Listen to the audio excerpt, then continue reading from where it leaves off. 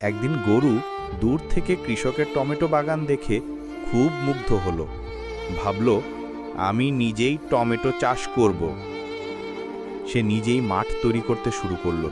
নিজের খুর দিয়ে মাটি কোপাতে লাগলো মন দিয়ে। এরপর গরু খুব যত্ন করে চারা লাগাতে শুরু করলো। মুখ দিয়ে একটা একটা করে চারা বসাচ্ছে। গরু পানি দিচ্ছে মুখে ধরা একটা ক্যান থেকে।